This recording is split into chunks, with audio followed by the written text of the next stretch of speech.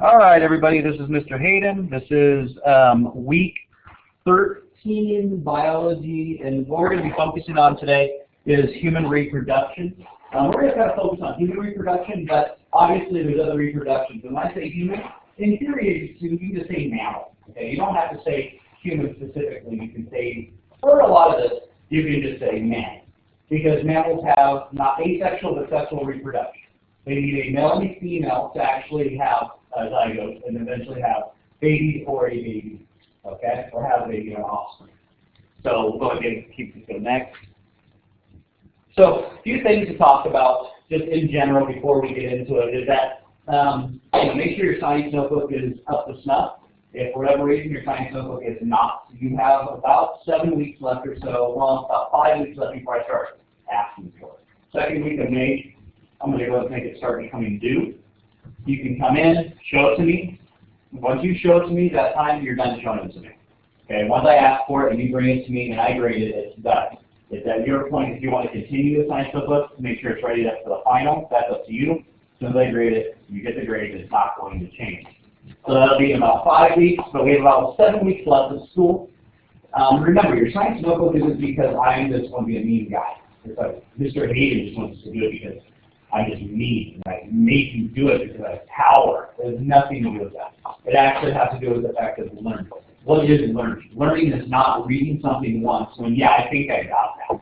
And then taking a quiz and getting an F or almost a D. Like, oh, I'll do better next time. Then you do the exact same thing again. That's not learning. What it is taking notes like you're supposed to. Looking at what the objective is that you're supposed to be learning. Once you have learned it, inside your notes, and you've taken them visually, with pictures and writing and vocab, whatever you're doing, and then be able to answer them without looking at your notes. That's learning. And then be able to re-look at those the next day to reiterate in your brain and make sure you understand it and you can remember it the next day. And then you're supposed to look at it, well, 1 week later, so that's what you're supposed to do. And after that, they say, hopefully you've learned it at that point. That's what learning is. A lot of you guys, you're not doing that. That's why the science notebook was established to make some people do this. And if you don't do it, then you don't deserve to pass, in my opinion. Okay? You could still pass, but some people slide by. But you can't get an A in my class if you don't do it. So that's just bottom line. If you do it, then you have the opportunity. Plus, on the final, it is a whole semester. And if you plagiarize, which is this, I will give you the 0 on the whole thing. But if you reference your notes, if you go to your notes and you type in your writing that you did based on your knowledge, you're good. And you can look at your science notebook and the text. Your book. You're not supposed to open the other book, you can open up your book. You can put those notes. I allow it. So make sure you focus on your notes. Again, science notebook in about 5 weeks, 7 weeks left of school. So is there anything else that we need to go over that you guys can think of? Anything else you guys want to? Anything else? No? Okay. Want to go next for me? Okay, so the essential question for today is what is the difference between asexual and sexual reproduction at a chromosome level? Okay, so obviously everyone, you know what sexual reproduction is. We're all old enough to know what sex in general is. Then it comes from the stem of sexual reproduction. And then the word asexual. A means without. So, or like not having. So what is the difference in the chromosomal level is the important part. And I'll kind of touch that. I don't believe there's so much a slide for that, but I will verbally tell you. So the people on the internet actually have to listen to my whole lecture and not just skip ahead, suckers. Some people, they do this. All right, so again, between asexual and sexual. Today we're going to be specifically talking about sexual reproduction, but I will reference asexual a few times. Actually, is everyone good? Everyone, okay. I'll make sure people had a chance to write it down in class. Next, please. Okay, so we're going to talk about humans right now, but the start of sexual reproduction starts at puberty. Okay, so puberty itself is the development from adolescence into adulthood and the ability to have children once you're over the age of 18 and married. Did I say that? Okay. All right, over the age of 18 and married. Have you not scared by the age of 16? It is 18 and married. And by the way, don't get me. All right, so what it is basically a hormone that gets secreted, typically, and we'll go over the exact time frames for boys and girls. That's when your voice starts to change, it's when you start to grow facial hair, it's when you start to grow hair in general. The time when the hormones basically cause physical change inside the body, enable your body to produce gametes. Okay, at that time, typically, in the female side, you don't really have the ability to develop the egg. The eggs are one half of the chromosomal part for reproduction, of sexual reproduction. For the male side, that's when the sperm starts to develop into having its own set of chromosomal factors to allow for impregnation and for zygodevelopment inside a human or any mammal. Okay, typically mammals, they go through their own kind of like changes of puberty type stuff, but really we focus here on humans because it's us. We know, I mean, we don't know, like, oh, when the dog ready to have a baby? I have no idea. Whenever it does, I guess. Like, there's probably a timeline of some sort, but I don't know when it is. I'm not a specialist in that. But I do know humans, and I can say that I'm not a specialist in humans, but I can understand what happens. I went through this stage. At one time I was an adolescent. I went through junior high, high school, all the way up into, about 2 years ago, I finally went through it. I'm glad someone's smirking after a while. Jeez. All right. Also, you get these things called secondary sex characteristics. These secondary sex characteristics basically are when you start to become, basically, from adolescence to an adult. Okay. Various parts, we'll hit a few of those, but typically for males, puberty starts around 12 to 14 and doesn't end until they die. I'm kidding. They never really grow up. Female, women in the room are supposed to be laughing. Okay, females, they usually reach between the age of 10 and 14. The age of 10 is now a lower number than it used to be. Some people believe it's hormones in milk, other things like that are producing that at a younger rate. Whatever it is what it is. But it can range. It just really doesn't matter. It doesn't really matter to you when the ability for having children actually occurs. Okay, basically when the menstrual cycle starts to begin, that's when the ability to have children actually does occur for the female side. The male side is whenever basically a certain count reaches a certain level. That's where that is. It's the same thing with other animals, such as dogs, which I don't even know now. It's the exact times when menstrual cycle starts. I don't know, you're really into like animals about how long until they get sick. Now, usually before that, they never actually have a menstrual cycle, like my dogs. But I don't know when it is, like a year or... They go into choice, yeah. But if you don't heat, I'm saying, when does it start? They get their birth. Okay, I would say around the age of 5, maybe 2. Okay, so about a couple of years or so after, they go through what we call their pubic change, or their puberty, and they can have children. Okay. All right, so again, secondary sex characteristics for an actual human is obviously development of breast of the mammary gland to allow for nutrition to the zygote, to the baby that eventually does occur. That's why it occurs, that's what they're there for. That is for the child to be able to be alive and to get the milk and the needed stuff to survive. Because when they're born, you can't just give them food and like bread. It doesn't happen. You can't give them, like, here's the baby, let me give them food and bread. It just doesn't work. You basically kill them. Okay? Does not work. So that's the reason why those develop and allow for the development of that. Change in the body obviously occurs. We all kind of know that. Growth of body hair, males the exact same thing. Growth of beard. Not quite as nice as this beard, but you can grow a beard again. You got a little thing that's nice. All right. Changes of body form and your lowering of voice. Your voice starts getting low.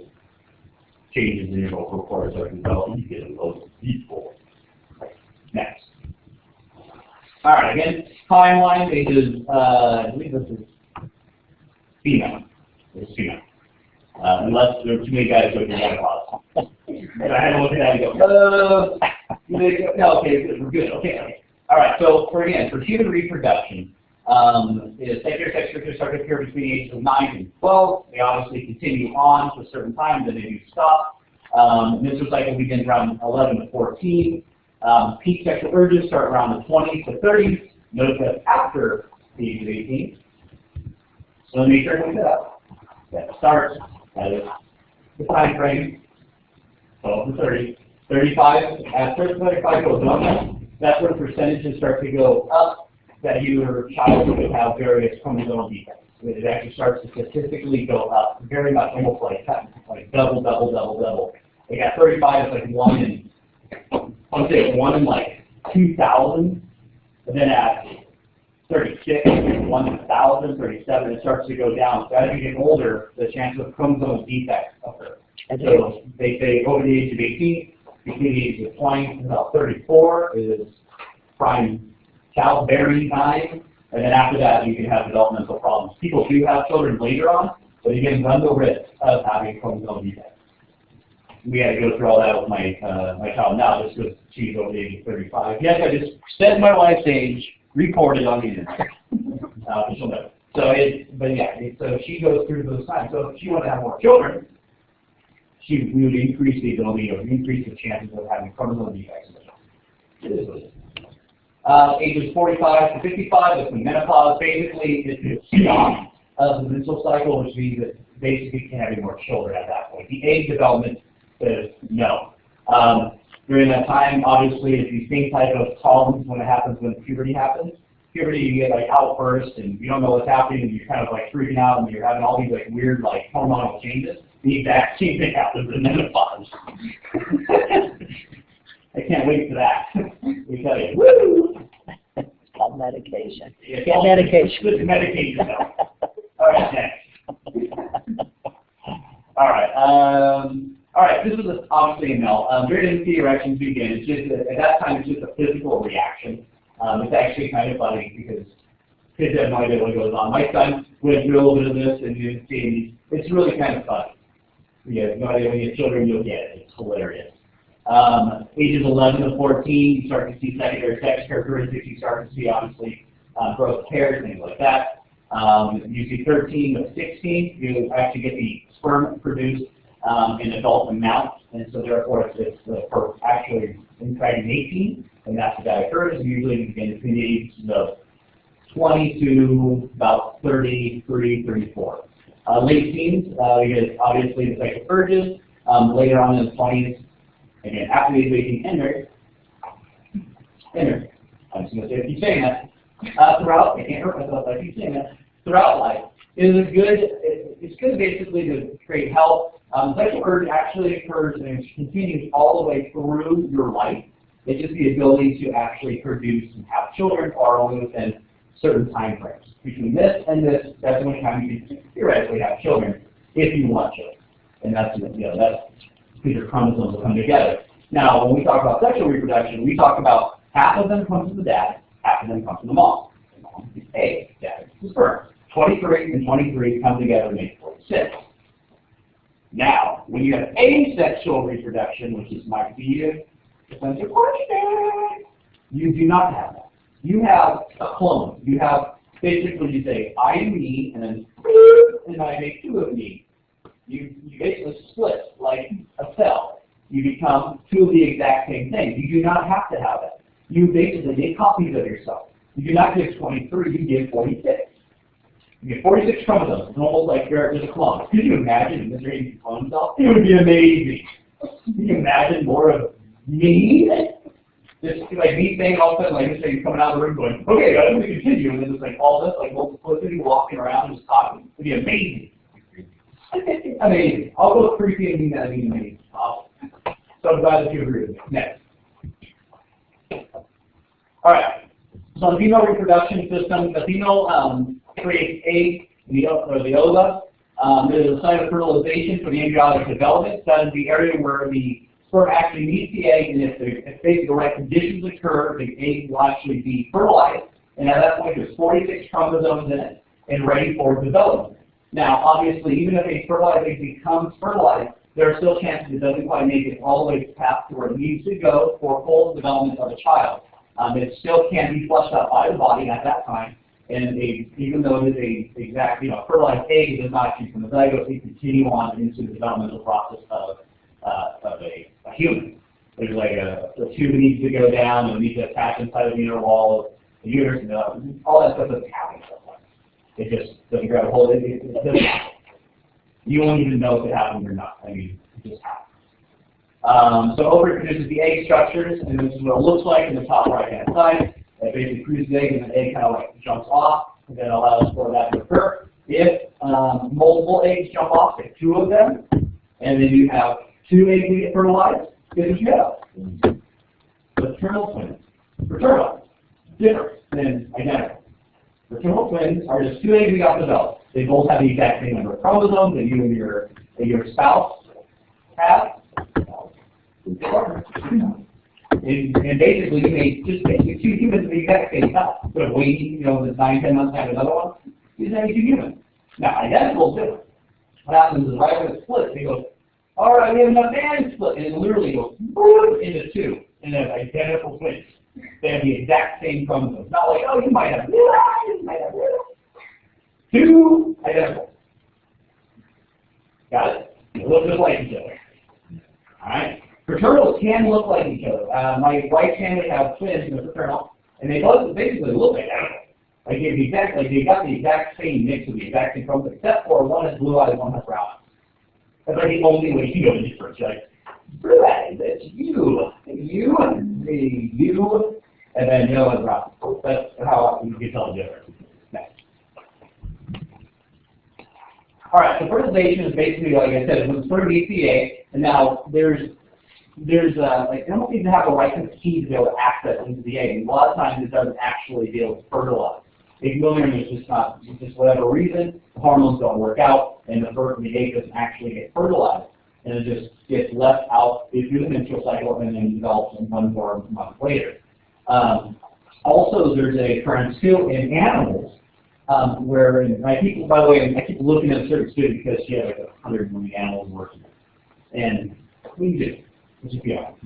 Okay. But just in general, say you had a dog and a cat, okay, 4-year-old, whatever, and they mate, and obviously there's eggs in one from the other. They will not actually ever fertilize because they don't have the right key. They're not genetically set to allow for that fertilization. It doesn't happen. You didn't think about even I think that a lot of times it's an instinctual process. It's just like sometimes the dog will try to accessional egg and things like that. It's just it's a primal thing that the dog starts to do when it goes through its puberty stage.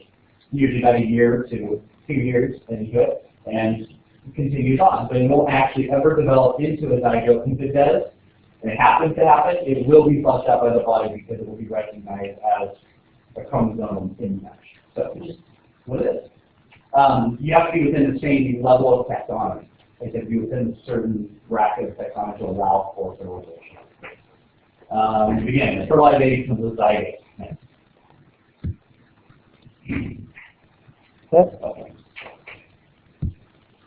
Okay. Cool. 24 hours down, disappears, leaves. 6 to 10 days later, results in embryo and implanted in the lining of the uterus. Like that. Go next. Okay. Here's the stages from day 0 all the way to embryonic stage. You can see that it starts with a little. It looks like a cauliflower. I just don't know if I can describe it. It looks like cauliflower in the middle. What? Okay, it does look like. Nobody else is going Let's see if you can. Don't cauliflower. We brought it.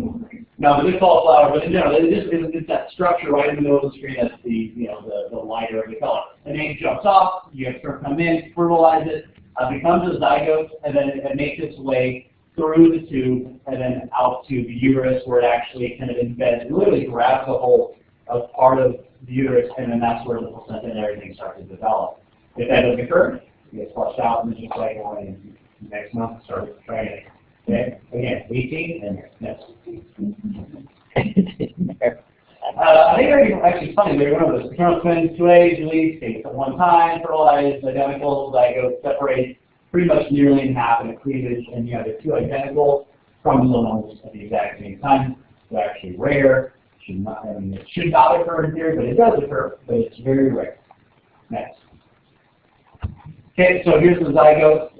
You can see the fertilization on the far left. You get 2 cells. That's when you get at that 2-cell stage, when you get the identical twin situation. If they basically make 2 sets of the exact same amount of chromosomes and separate into 2 completely independent chromosomal cells with 4 to 6. And then you get 4 cells then you get 16 cells, and then it starts to go all the way through, and then you have the implantation, it actually implants, and that's what, like age 6 or 7 it says, and then you get a bottom right report. Next. Okay, so prenatal development. Prenatal, obviously, is in the baby. It's inside the belly right now. Like my wife right now is about 6.5 months pregnant.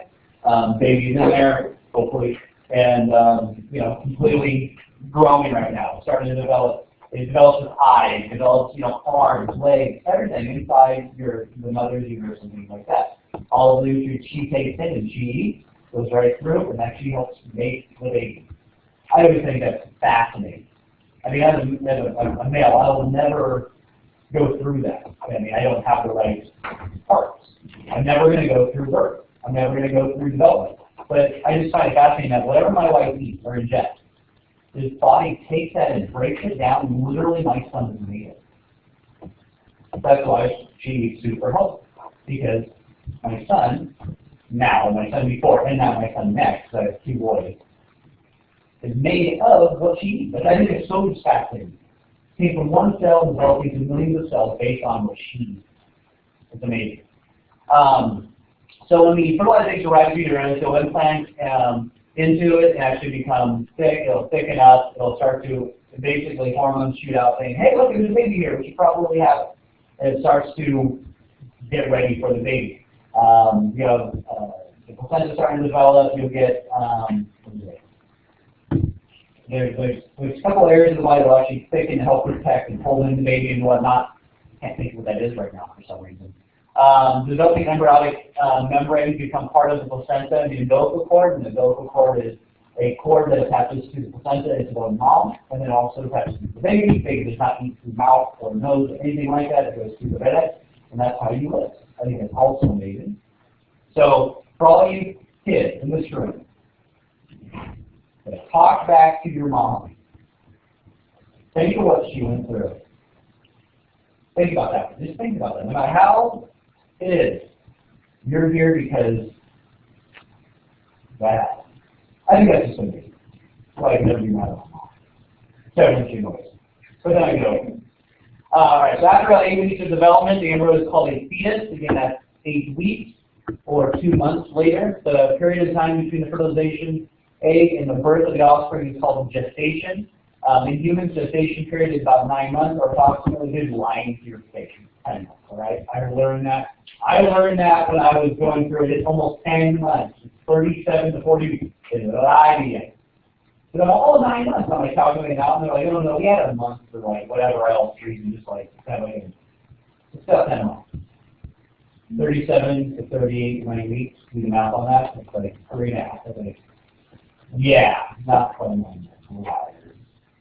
But yeah, it's about that time. So just think about it. It takes 266 days for a human to develop the birth. That's crazy. I mean, you go from one cell to millions of cells in 266 days. That's why, coming up, we'll see why. Here's a picture of gestation. 3 weeks on the far top left-hand side. You look like an eel. Yeah, that's us. That's human. Stage 13, 28 days later. Not the movie. That's what the embryo will look like.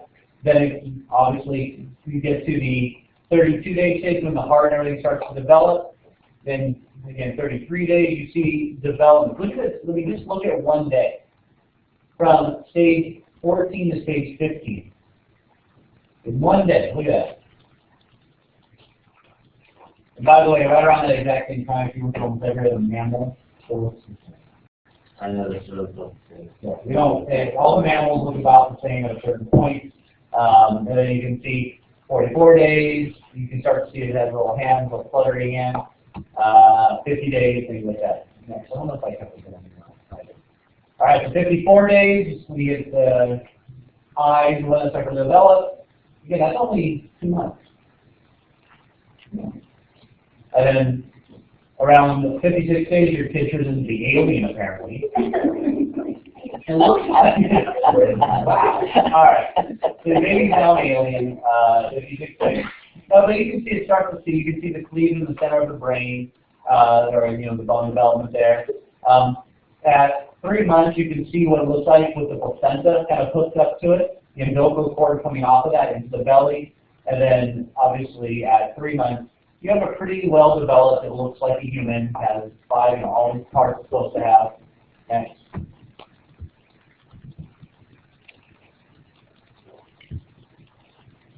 Here's another picture of it here. See, this was full term at 38 weeks. You do the math, it's almost 10 months. 4 weeks in a month. At 40 to 10 weeks. Not 9 months past that. A lot. I felt like I was shorted. I had an extra 2 weeks of sleep before the day game. Alright, so you can see the development from 1 day, 2 days, 3 days, embryonic stage, then there's the fetal stage. Right around week 20 is the time when, 23 I believe, and that's the time when if a baby is typically born before 20 weeks, it will not survive. It's after 20 weeks that will allow for the development to take place. I read up on a few things, and right around 23 weeks, although about a pound or so, or under a pound, they actually had a kid survive. It's pretty cool.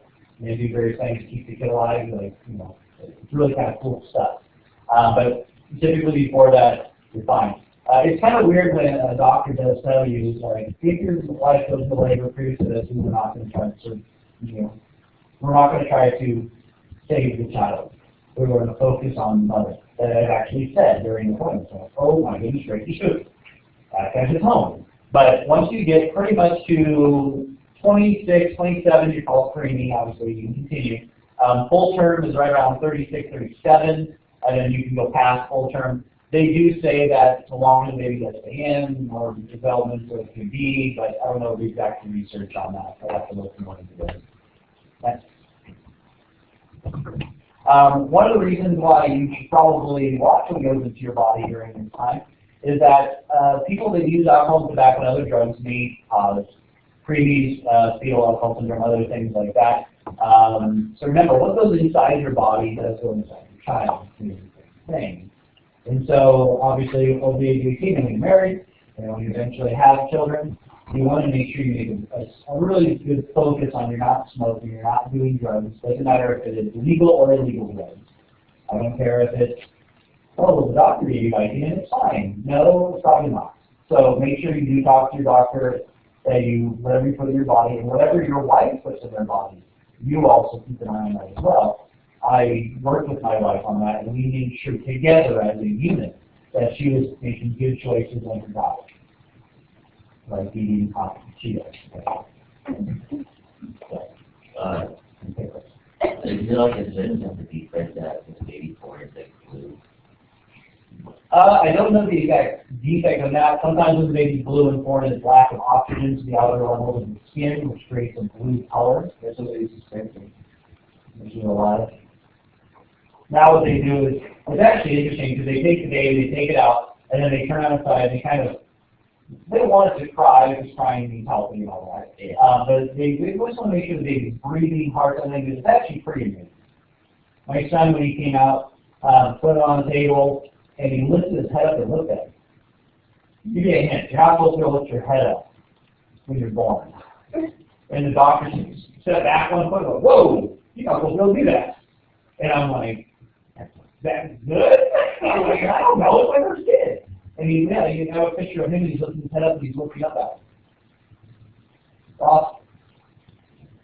So, again, we obviously right now are talking about human development. These are going to be your children eventually, after they get here. So, What's wrong with that baby? I think that would be fetal alcohol syndrome. You can just tell there's something wrong with it. And that's probably because the mother probably was maybe alcoholic or ingested too much alcohol during the time of the development. Remember, the alcohol will go, it goes to the whole body. It will go into the child, it will go into the embryonic fluid, it's not impaired. So it's possibly borderline. Do you think about that? I think it's more, yeah. I mean, I don't know about drunk, you could definitely affect it. There are times when mothers are on drugs, and the baby does come out addicted to the drugs, and they have to like basically work their butt off to help not have the kid at 1 day old when it's barely came to see or move to live.